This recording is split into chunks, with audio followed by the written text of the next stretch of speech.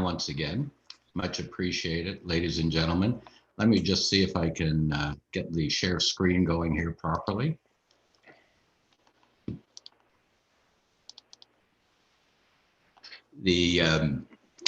Today we're going to talk about finding the right financial planner or advisor. And I know that this is a topic that a number of you have raised with me. How do you go about it? What type of person is the right type? So we're going to spend some time going through this and going through the different types of financial planners and advisors out there to help you decide which is right for you. The usual disclaimer, nothing in this presentation should be considered as advice or recommendations. The author has no opinion as to the future direction of the stock markets. Particularly today, I have no clue what's going on in the stock markets. Interesting, just as an aside, that the Dow Jones hit a record high yesterday, despite the fact that the United States is in the real grips of this epidemic. Remind people that all investing involves risk and that readers should seek the advice of a registered financial or investment advisor or conduct their own due diligence. I want to acknowledge briefly NAFR Ottawa, Linda Barber, our illustrious director, Sarah Campbell, our intern for organizing and sponsoring the webinars, Michael Patnode of the Ottawa Share Club, who helps me put together the graphs, Frank Schilder, who's the master behind the scene, who operates Zoom Master, and Alan Corriveau, who's the board of directors member and who acts as hosts on each of these. To start, I just want to remind you that when you're going out into the investing world, it really is a bit of a jungle out there today. And these lyrics from the 1987 Guns N' Roses song I thought were apropos. So just to recall, welcome to the jungle. It gets worse here every day. Learn to live like an animal in the jungle where we play. If you got hunger for what you see, you'll take it eventually. You can have anything you want, but you better not take it from me. And the reason I raise this is that, quite frankly, if you don't have an arrangement with a fee-based advisor that's with a written contract, then it is likely that you are not getting the best advice. There are other ways of getting advice, but the only one that you can be absolutely certain is going to be working in your best interest is with a fee-based advisor with a fiduciary written responsibility to you. I can't underline this enough, and we will go through this in detail. So there's 6 main types of advisors and planners, and part of the problem is that the title advisor planner is used interchangeably, and there doesn't seem to be any really clear definition. But let's run through them. So there's the traditional commission-based brokers, which a few years ago was the main way people invested. They're becoming less and less, simply because there's too many built-in conflicts. For a commission-based broker to make money, she has to sell you stuff and keep selling you stuff. And if they don't make money in many cases. So there's a built-in conflict there that isn't necessarily in people's best interest. An awful lot of you watching this probably are using advisors from your bank branch. And we'll go through them, but they have a lot of limitations. There's fee-based advisors now at the big brokerages like Nesbitt Burns, Scotia McLeod, RBC Dominion Securities. What's happened over the last number of years is that these people who started off as commission-based brokers have moved to fee-based, which is, at least in theory, a better way of doing things. There are also a number of independent firms, both large and small, that offer fee-based advice. And the nice thing about them, of course, is that they're not beholden to any particular institution and its own products, its own investment products. We're also going to talk about online fee-based advisors, also known as robo-advisors, who have come on the scene in the last few years. And finally, I want to remind people about the all-in-one exchange traded funds, which, although they're not advisors, in some cases offer a good alternative to a fee-based advisor for those people with fairly simple long-term investment goals. So we wanted to start off with some poll questions. Here's poll question number 1 that we'd like to get your input on. So my advisor is 1, traditional commission-based, big bank, big brokerage, fee-based, independent fee-based, online fee-based, do it myself, or don't have an advisor yet. And I can't see, but is that, yeah, there we go. So there's the question. Take a few seconds to vote, please.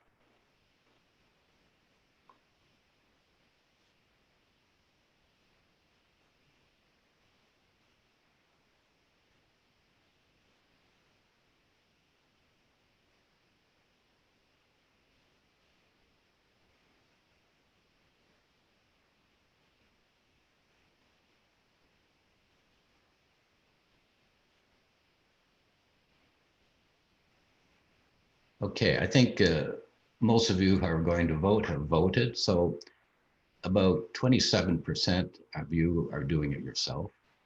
15% are with a traditional commission-based advisor, 20% with a big bank advisor, and 20% with a big broker fee-based. So that's about what you would expect to see. A lot of people with traditional commission-based or with big bank branch advisors.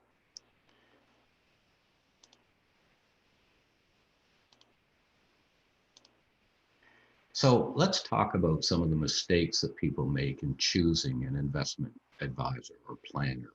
And remember, I use the terms interchangeably. So mistake number 1 is hiring an advisor who is not a fiduciary. What's a fiduciary? A fiduciary is simply a person who has a legal, written responsibility to do what is in your best interest. And while you would think that this would be the case with anybody giving out investment advice, unfortunately, it is not.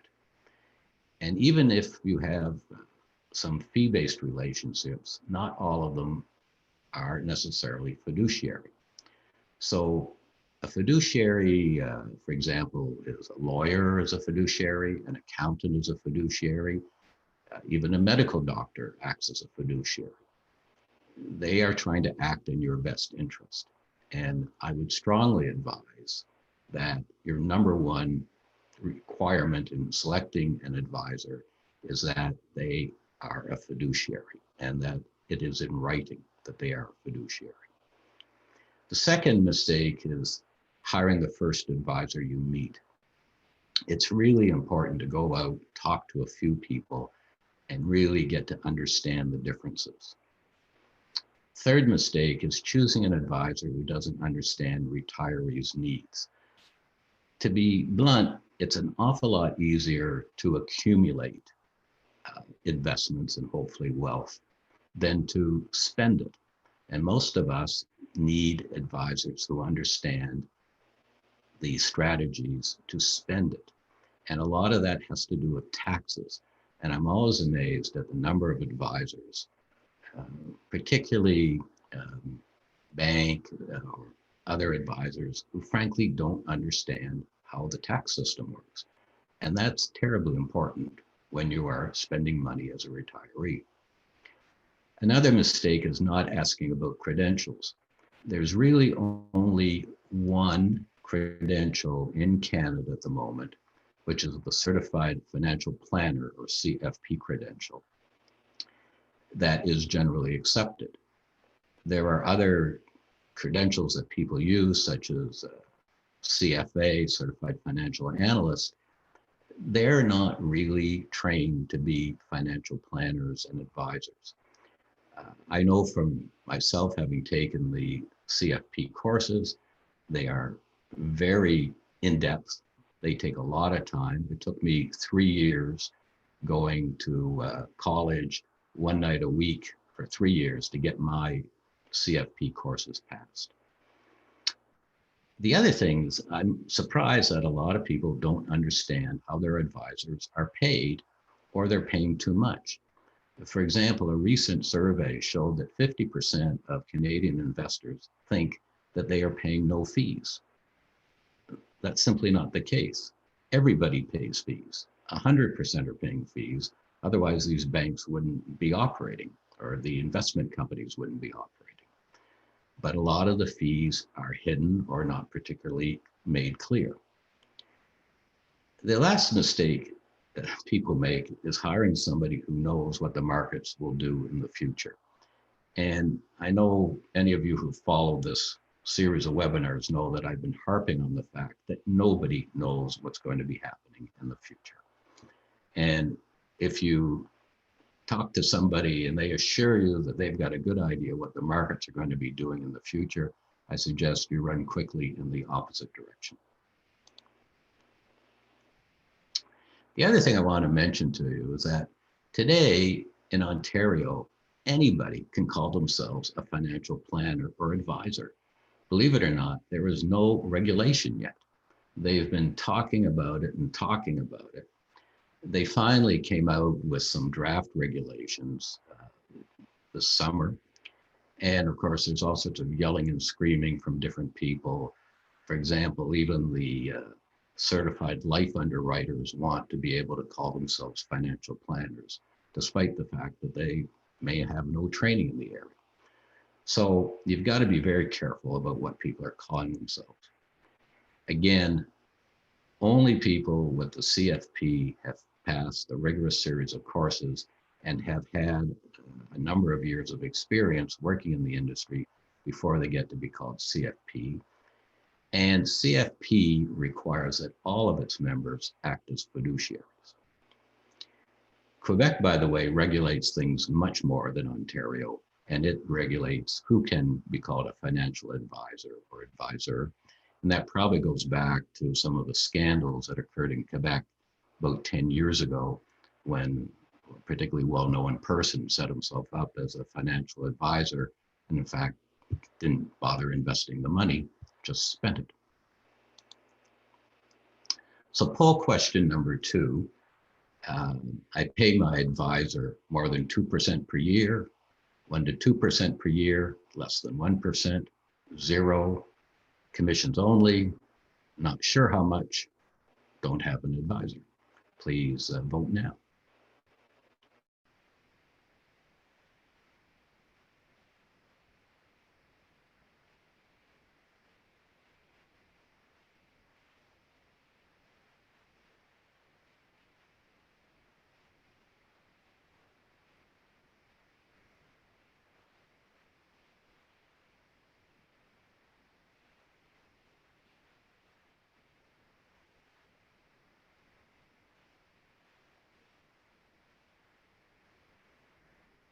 Okay, I think everyone has voted who's going to.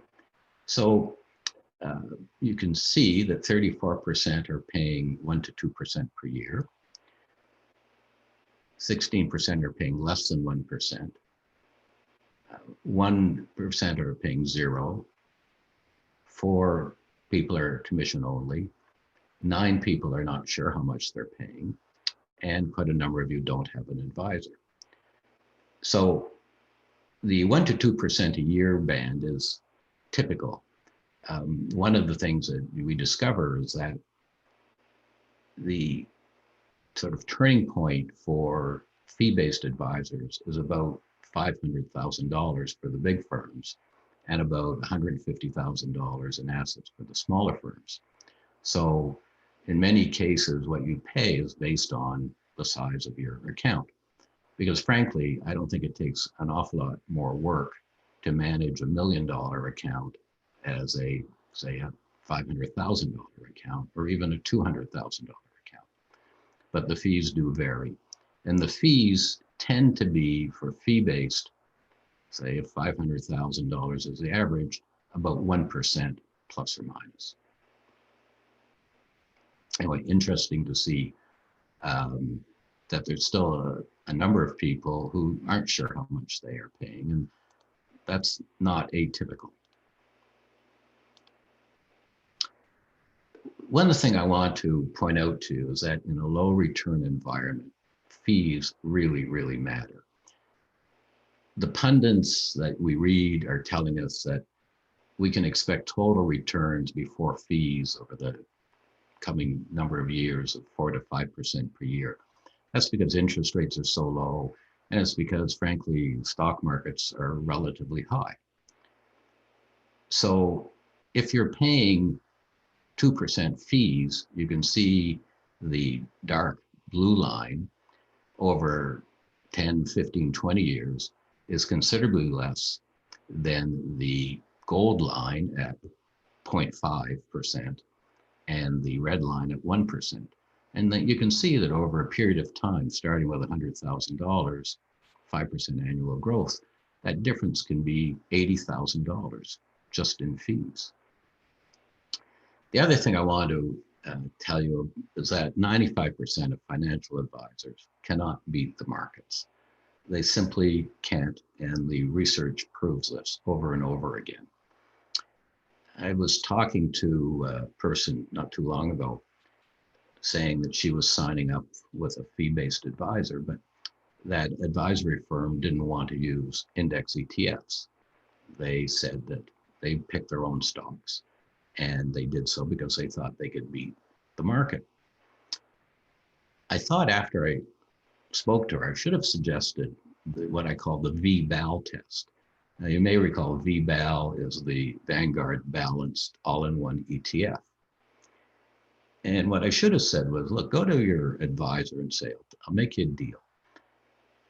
For every dollar by which you beat the total return on VBAL, I'll pay you 20%.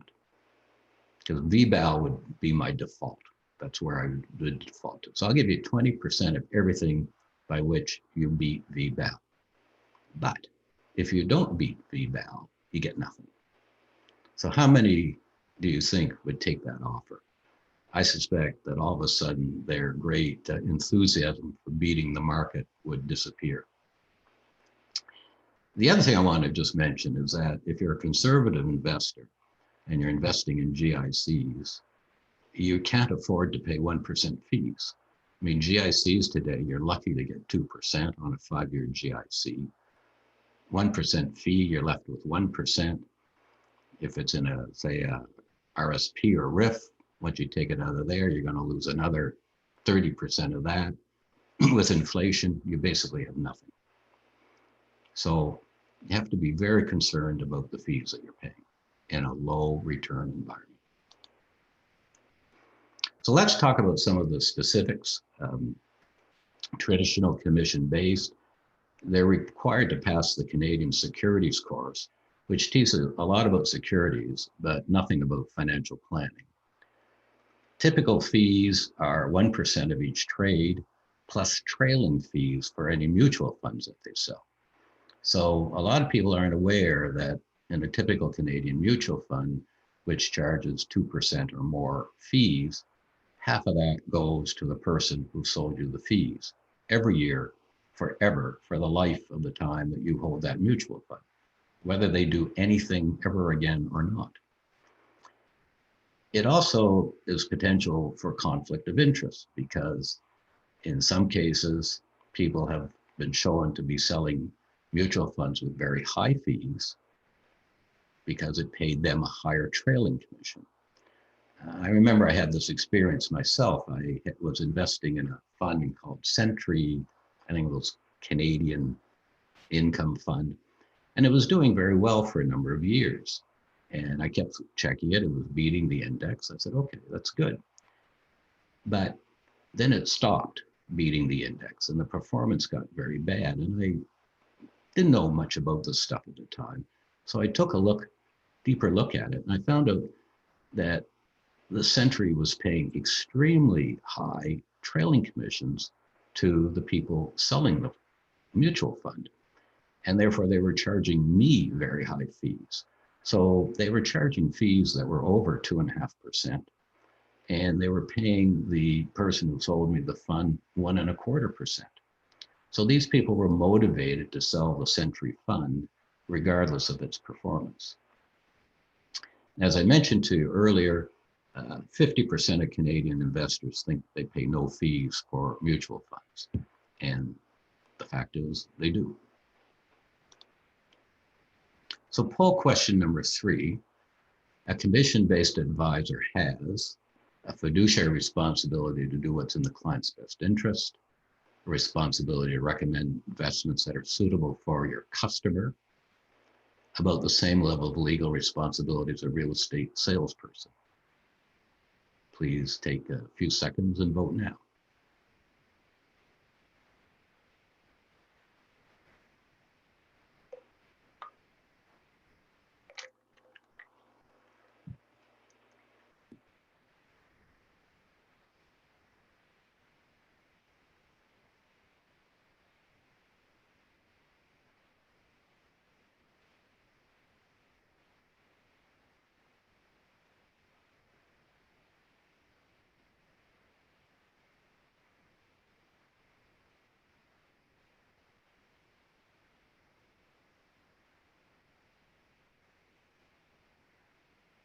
Okay, I think everyone has voted.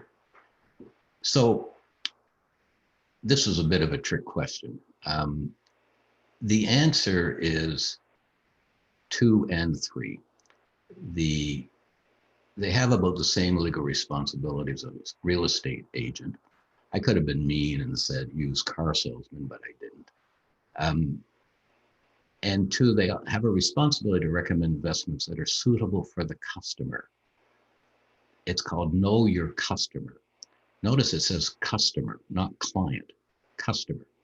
So supposedly suitable for the customer, but without regard to what fees are involved. And they do not. A commission-based advisor does not have a fiduciary responsibility unless that is specifically agreed in writing with the client. In most cases, it's not. Let's talk about big bank branch advisors. They have to do about 150 to 200 hours of training, or it takes about 5 weeks. But here's the kicker. They're licensed to sell mutual funds only. They cannot sell exchange traded funds, and they cannot sell individual stocks. So they sell you mutual funds. But more than that, they tend to sell mutual funds that their own bank sells.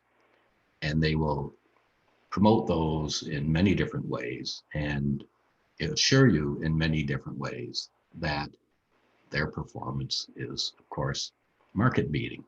But in fact, as we know from research, and as I mentioned earlier, 95% of Canadian managed mutual funds underperform the index, the market, over a period of 5 to 10 years. So the problem with big bank branch advisors, just to reiterate, they are limited to selling mutual funds, and they tend to be rewarded for selling the mutual funds of that particular bank or institution.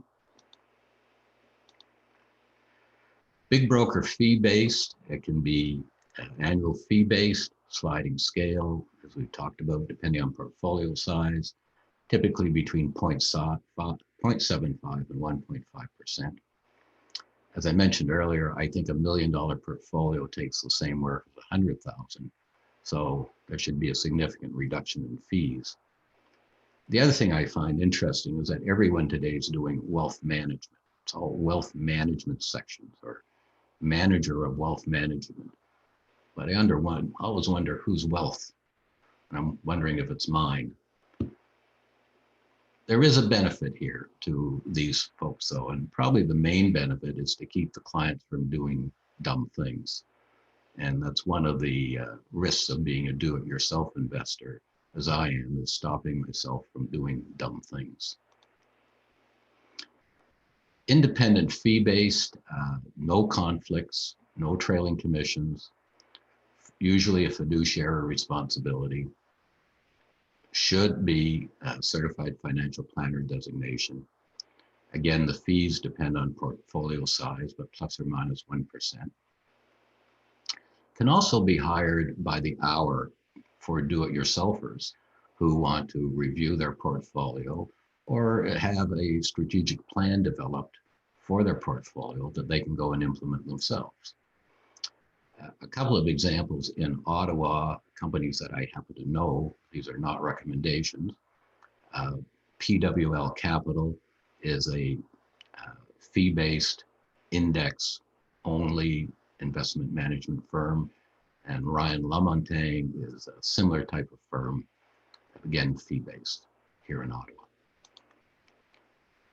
For a list of independent fee-based advisors, go to this website. It's called valueofsimple.ca. Click on links, directory of fee-based, and they allow people to go on and list themselves on this directory. And it's a directory of fee-based advisors across the country. Talk a little bit about online fee-based or robo-advisors. Why would you use them? Fees are often lower, depending on the portfolio value. What happens is that you go online, you fill out a form, indicate, your age or stage, what you need to do or want to do with your investments, and they develop a portfolio based on that using computer algorithms. They're more designed for asset accumulation than decumulation. They mainly use index ETFs. And again, just to give you some examples, Wealthsimple is the largest in the country at the moment. The fees for a 100K portfolio, you can see is 0.52. Quest Wealth is part of the Quest Trade online brokerage company. Their fee is 0.38. And BMO offers a smartfolio, and it's a group with which NAFR has a discount program that brings the fee down to about 0.8. So these are some examples of robo-advisors. And again, the robo-advisors, if you've got a fairly simple investment account, primarily aimed at accumulating assets over time, they can be a very good option. Lastly, I want to mention once again the all-in-one exchange traded funds. Again, for a simple asset accumulation approach, typically there's 3 to 5 different portfolio choices, ranging from all stocks to almost all bonds and everything in between. They provide no advice. They're best bought online through an online brokerage. The fees are 1/4 to 1/8 of mutual funds. The all-in-ones are professionally managed on behalf of do-it-yourself investors. So once you buy it, it's lock and load. You're done. You don't have to do anything. And I give you some examples here. The 3 main companies in Canada offering these are Vanguard, iShares, and BMO. VBAL is a balanced 60-40, 60% stocks, 40% bonds. VGROW is 80% stocks, 20% bonds. And VCNS is 60% bonds, 40% stocks, so more conservative. And iShares and BMO have similar products. And you can see the total MER on these, and this includes all the underlying ETFs that they manage, because these are all basically funds of funds. But you can see the total expenses are in the area of 0.2 to 0.25. So pretty reasonable for something where, frankly, you don't have to do any work or worry about it. So let's do poll question number 4. I feel that I have made the right investing decisions at least 75% of the time, between 50 and 75% of the time, between 25 and 50% of the time, less than 25%, or I don't make investment decisions.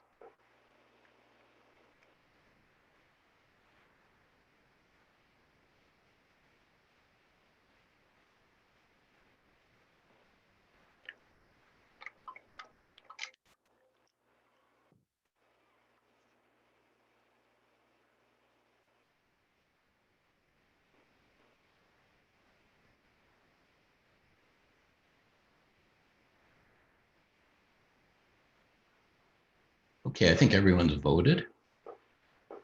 So 15% say that they make the right investing decisions about 75% of the time, or at least. By the way, most professional investment managers claim that if they make the right decisions 70% of the time, they feel they're doing well. Between 50 and 75 is 41%. Between 25 and 50, 20%. Less than 25% of the time. Obviously, these are people who are concerned and probably should get a good fee-based advisor. And the same with the last group. Personally, I hope I make the right decisions between 50 and 75% of the time, but more and more I'm learning that the best thing to do is stop making decisions once you've got your portfolio set up and just leave it alone.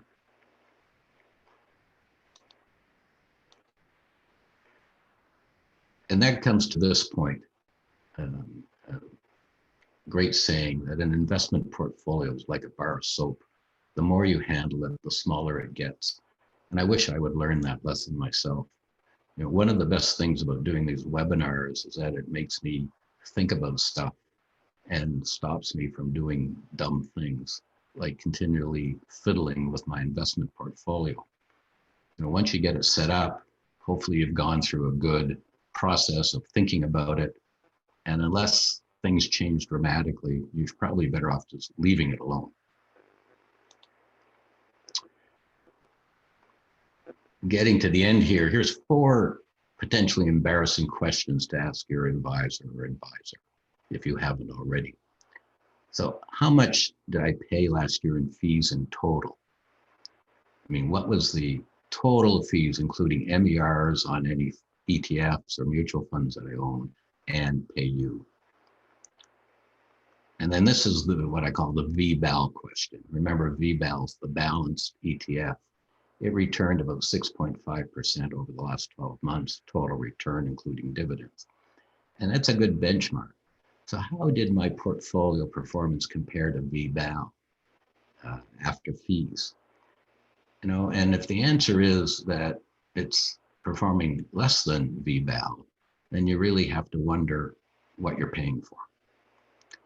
Another question that I find a lot of investment advisors, financial planners don't think about enough is how do I meet my minimum RIF withdrawals, if you have a RIF, without depleting my principal?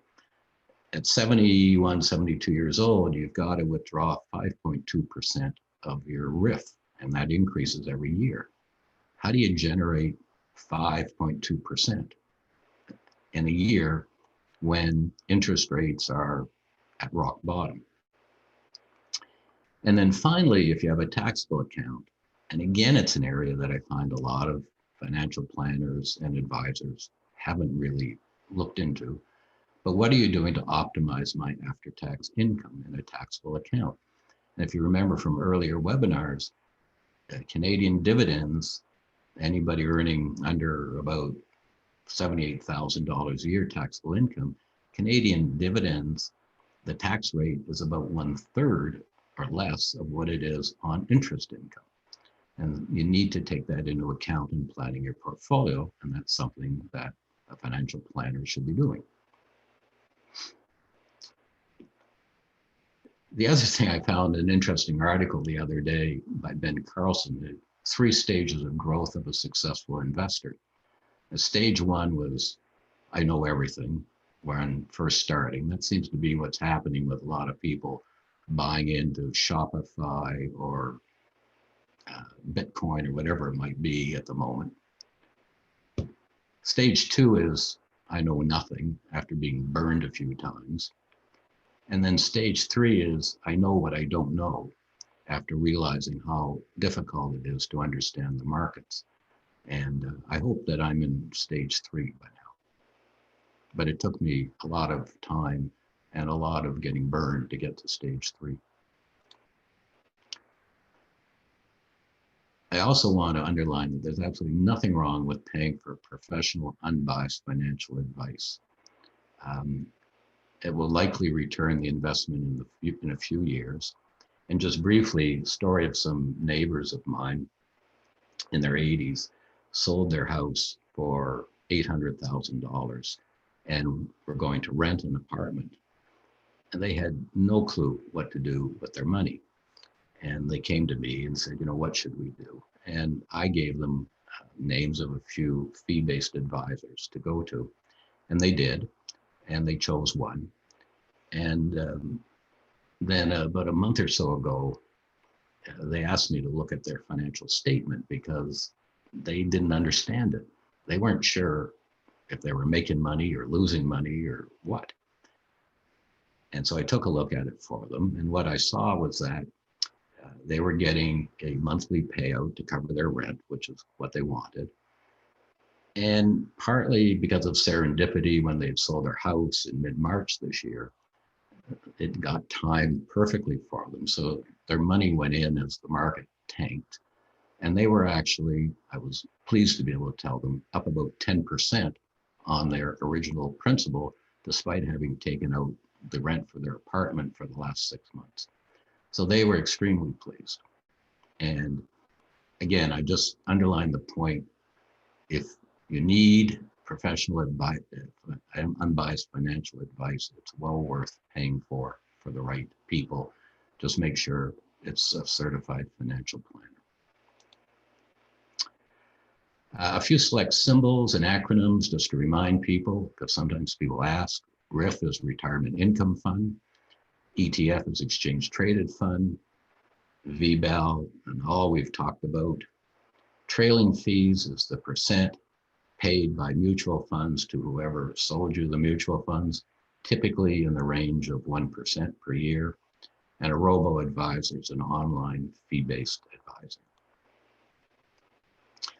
I also want to mention the webinars that we're going to hold in 2021, and also mention that if you have any suggestions for webinars or questions, send it to me at investingforretirees@gmail.com. But here's some of the topics I'm going to delve into: how to maximize after-tax investment income in a taxable account, the bucket plan investment strategy, not the bucket list, but the bucket plan, the 3 buckets: now money, medium-term money, future money. How to find safer, relatively safer investments that offer some reasonable returns. With GICs paying 1.7% before tax, you ain't going to get rich, that's for sure. How to invest in real estate without fixing broken toilets. That's Alain and Linda's favorite topic. And how to educate your kids or your grandkids to be better investors than we were, because they're likely going to need it, because a lot of them are not going to have access to the kinds of pension plans that we have. So with that, I'll stop and turn it back to Alain for